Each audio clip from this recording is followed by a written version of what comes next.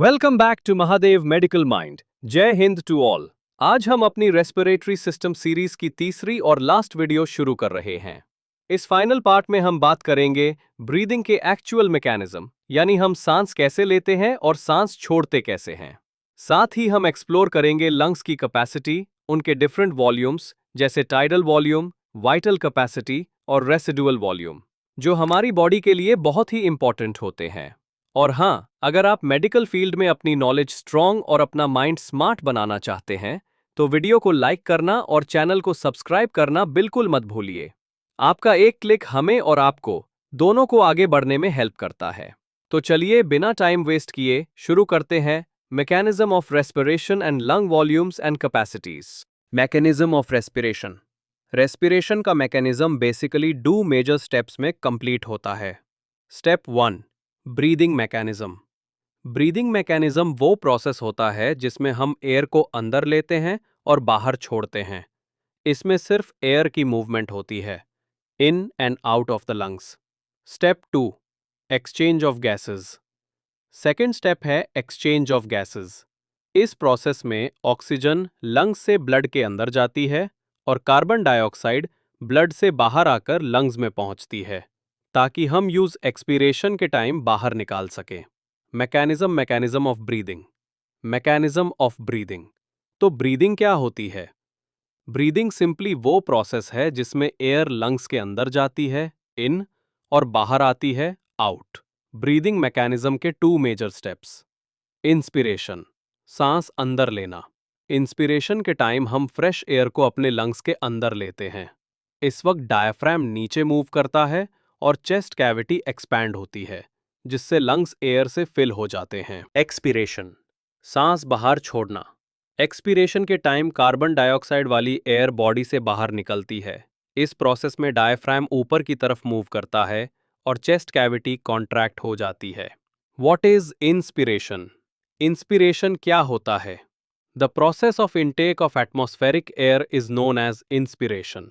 यानी एटमॉस्फेयर की हवा को लंग्स के अंदर लेने का जो प्रोसेस होता है, जिसे इंस्पिरेशन कहते हैं। एयर की मूवमेंट। इन इंस्पिरेशन, एयर एटमॉस्फेयर से लंग्स की तरफ मूव करती है।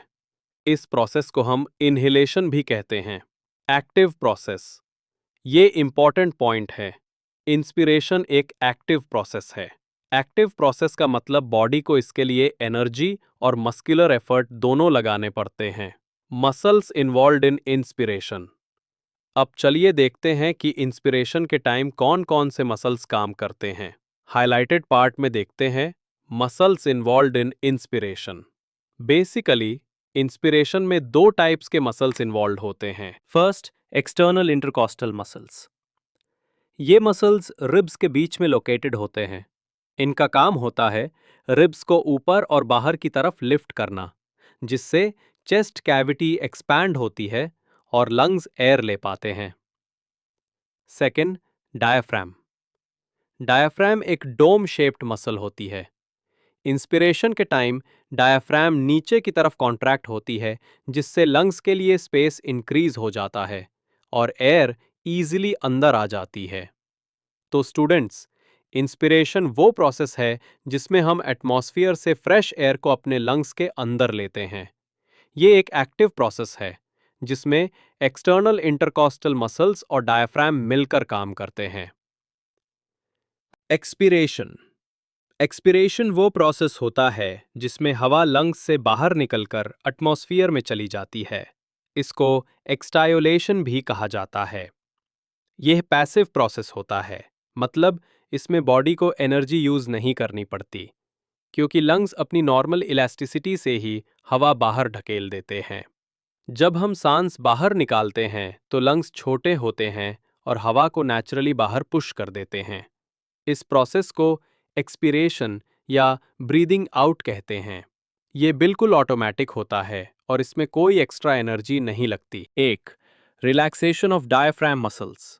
एक्सपीरेशन शुरू तब होता है जब डायफ्राम रिलैक्स करता है। डायफ्राम ऊपर की तरफ मूव कर जाता है।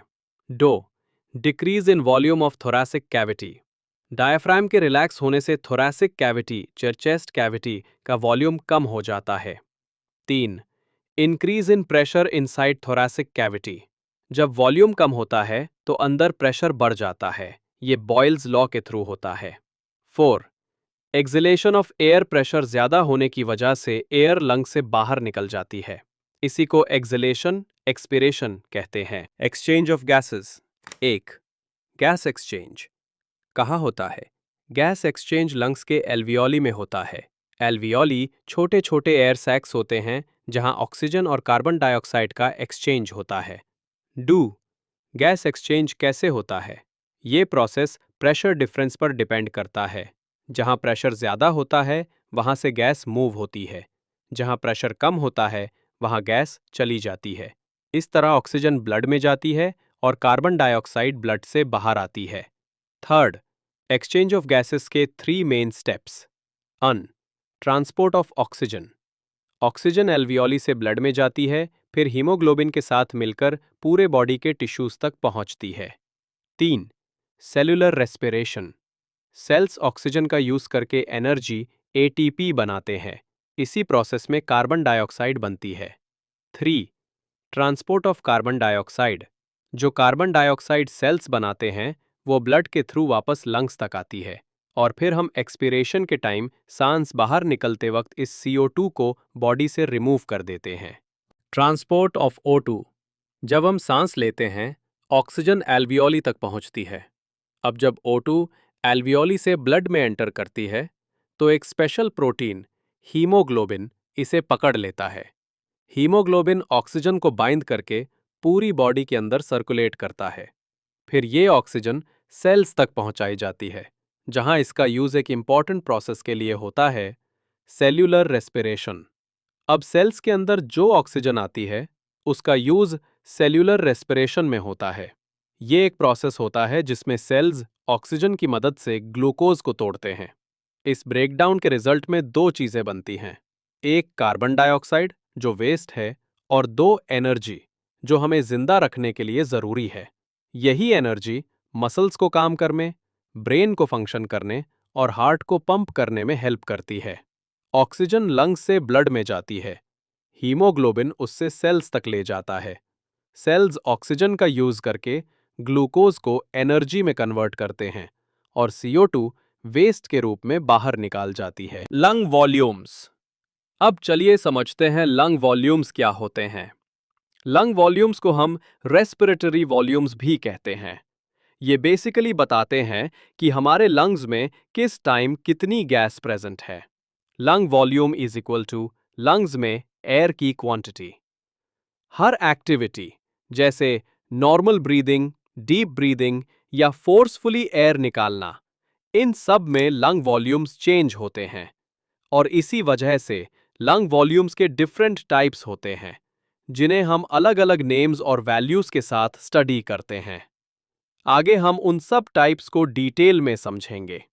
ये मेनली 4 टाइप के होते हैं। 1. Tidal volume, 2. Inspiratory reserve volume, 3. Expiratory reserve volume, 4. Residual volume. हम सबसे पहले समझेंगे टाइडल वॉल्यूम। टाइडल वॉल्यूम क्या होता है?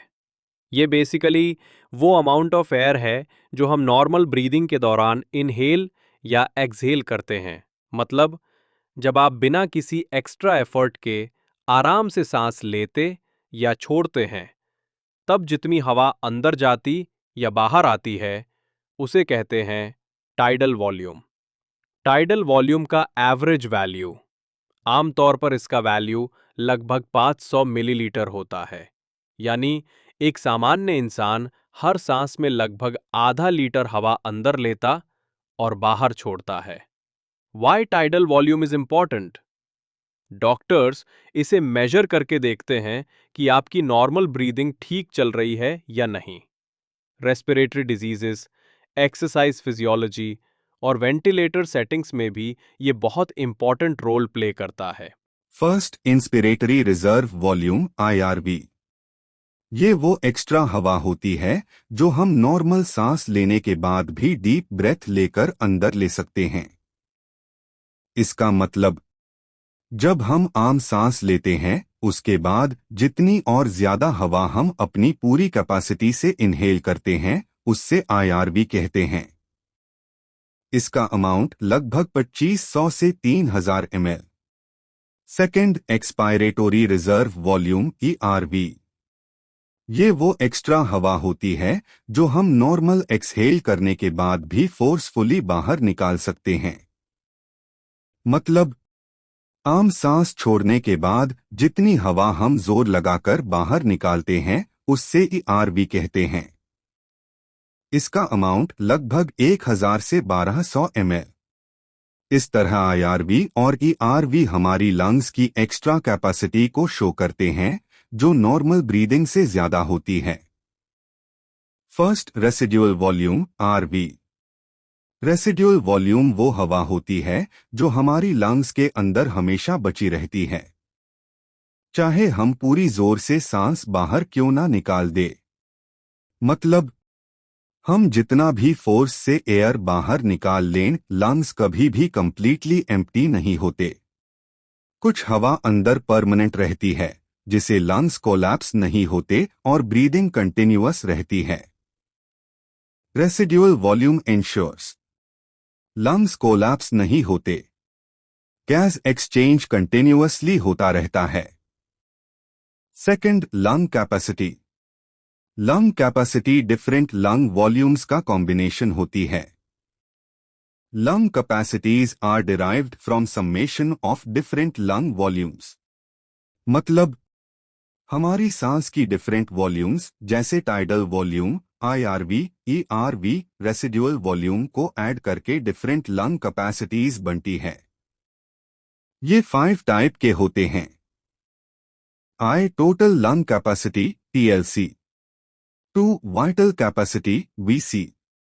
3, expiratory capacity. 4, residual capacity. 5, inspiratory capacity. ये सारी कैपेसिटीज डिफरेंट लंग वॉल्यूम्स को ऐड करके बनती है। First, total lung capacity TLC.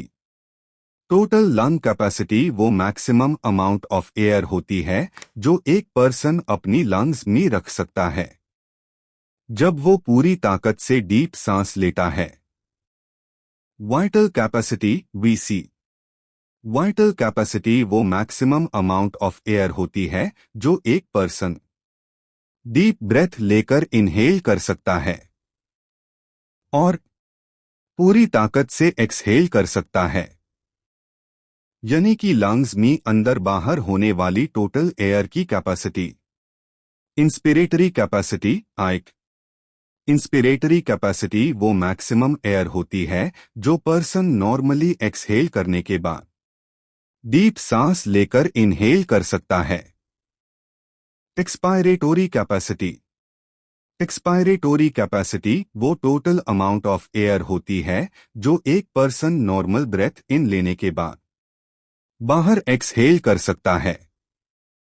Residual capacity functional residual capacity. Residual capacity वो अमाउंट ऑफ एयर होती है जो नॉर्मल एक्सहेल करने के बाद भी लंग्स के अंदर बची रहती है।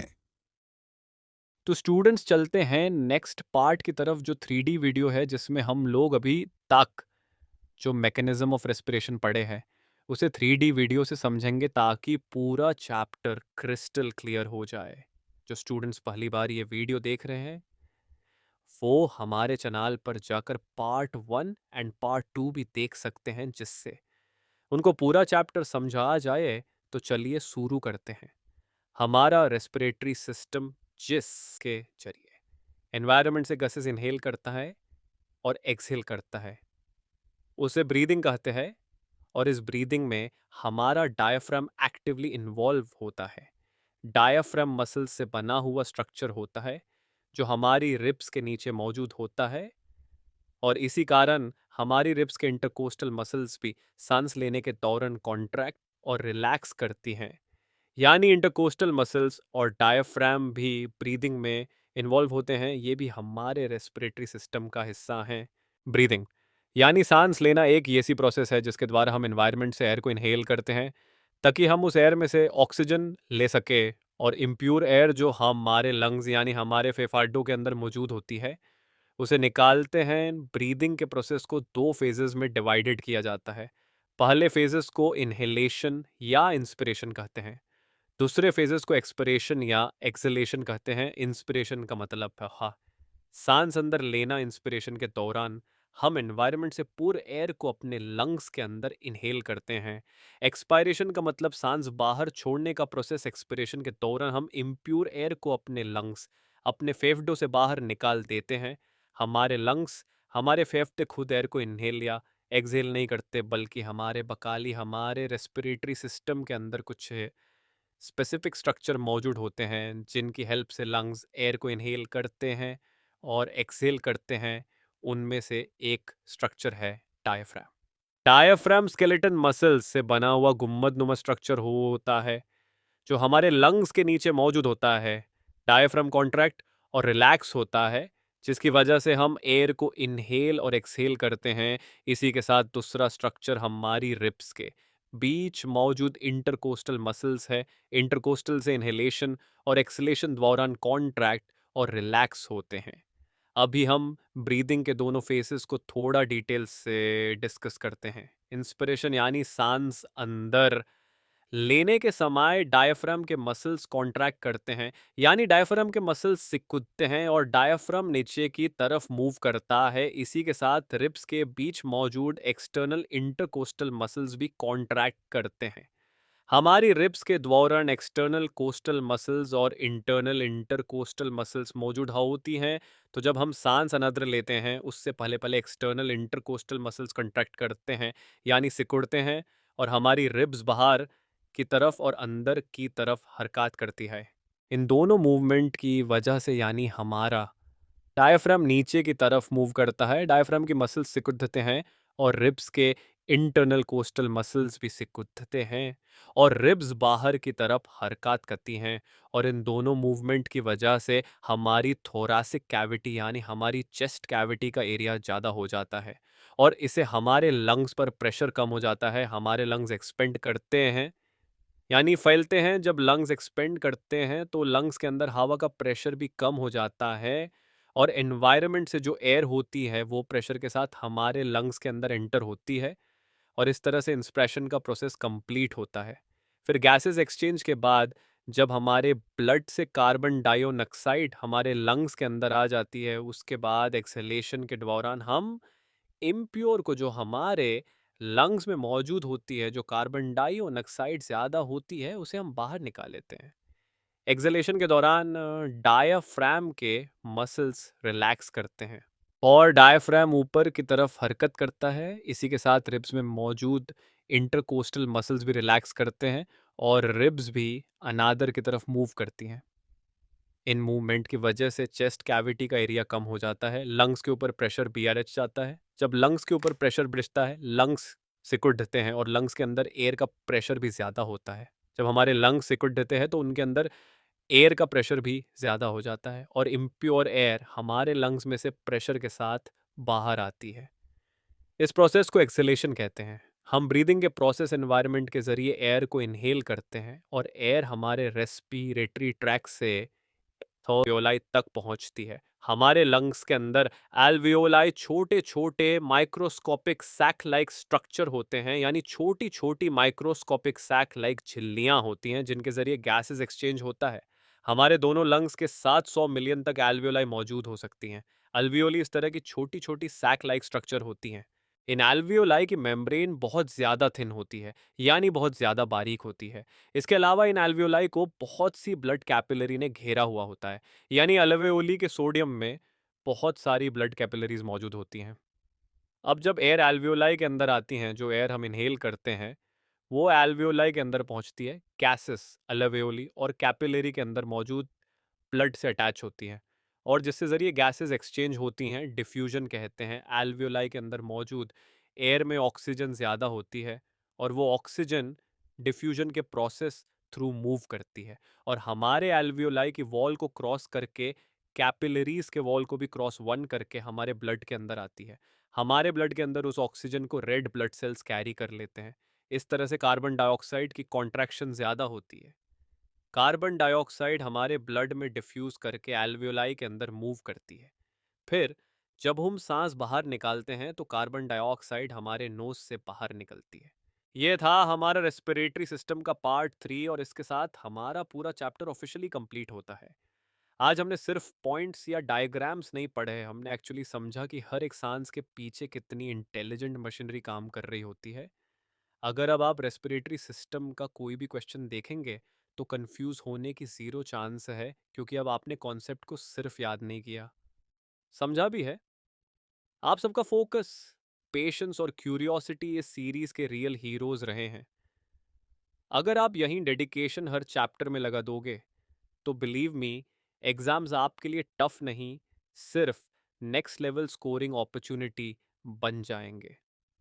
अगर ये सीरीज आपको हेल्पफुल लगी हो तो एक लाइक जरूर करना और कमेंट में बताना कि नेक्स्ट कौन सा चैप्टर आपको इसी तरीके से ब्रेक डाउन चाहिए। मिलते हैं नेक्स्ट वीडियो में एक न्यू टॉपिक, न्यू एनर्जी और न्यू कॉन्फिडेंस के साथ। तब तक सांस डीप रखो, स्टडी नीट रखो और अपना माइंडसेट ऑलवेज हीट रखो। See you in the next chapter.